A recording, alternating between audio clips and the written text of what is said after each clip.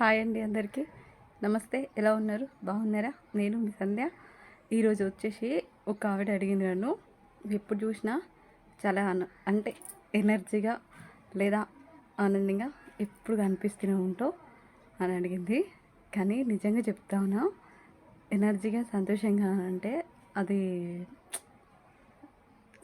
ఎలా చెప్పాలి మీకు? ఆ రెండింటికి ఆన్సర్ ఒకటే ఇస్తా. నేను పైకి కనిపించినంత నిజంగా మాత్రం ఉండను. నిజం అంటే నిజంగా అంటే పైకి కనిపించేంత ఇది నేను కాదు అన్నమాట. అట్లా ఉంటుంది నాది. చాలామందికి మానసికంగా కొన్ని సమస్యలు అనేవి ఉంటాయండి. అవును, నేను పైకి కనిపించేంత ఎనర్జీగా ఆనందంగా అసలు ఉండను. అలా అని చెప్పేసి ఎప్పుడు బాధలో మూడ్ అప్సెట్లో కూడా ఉండను. నాకు ఉన్న దాంట్లోనే హ్యాపీగా ఉండడానికి ప్రయత్నిస్తా.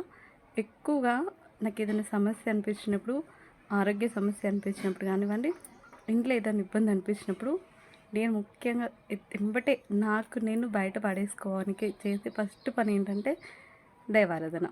అవును, దేవుని దగ్గరికి వెళ్ళడం, దీపం ముట్టించుకోవడం, ఇంకా ఇల్లంతా సువాసనలతో నిండిపోవాల్సిందే.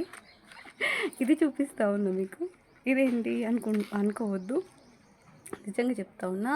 ఎలా అంటే నేను సంతోషంగా ఉండడానికి, నా సమస్య నుంచి బయటపడడానికి నేను ఫస్ట్ వాడేది నా సీక్రెట్ ఇదే. నాకు దేవుని దగ్గర దీపం ముట్టించుకొని ఇంట్లో కాస్త సువాసనతో నిండిపోయిందనుకో, ఎంత పెద్ద బాధ అయినా ఇట్టే మర్చిపోతా.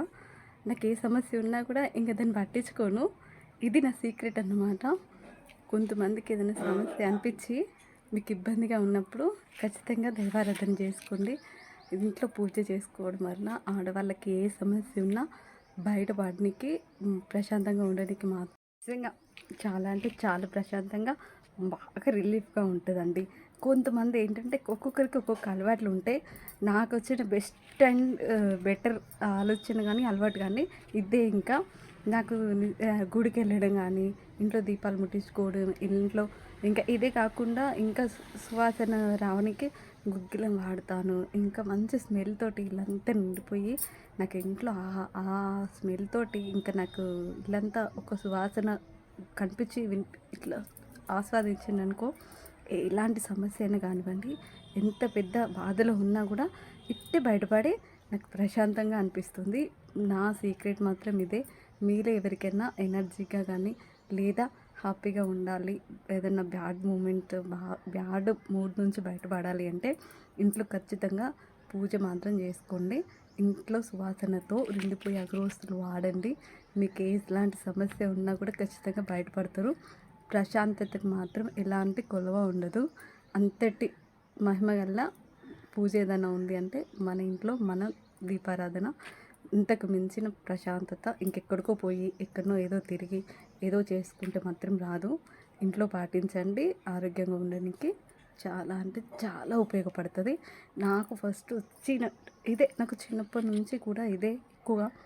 నేను మనిషిని నమ్మను, నా తలరాతే నమ్ముకుంటా. అట్లనే నా మీద నేను ఆధారపడి ఇంట్లో దైవారాధనని ఎక్కువనే ఇష్టపడతాను. దానివల్ల ఏంటంటే బయట ఎవరికి చూసినా కూడా హ్యాపీగా కనిపిస్తూ ఉంటుంది. నిజంగా హ్యాపీగా అంటే హ్యాపీగా నేను నీకేంటి అని అంటారు చాలామంది.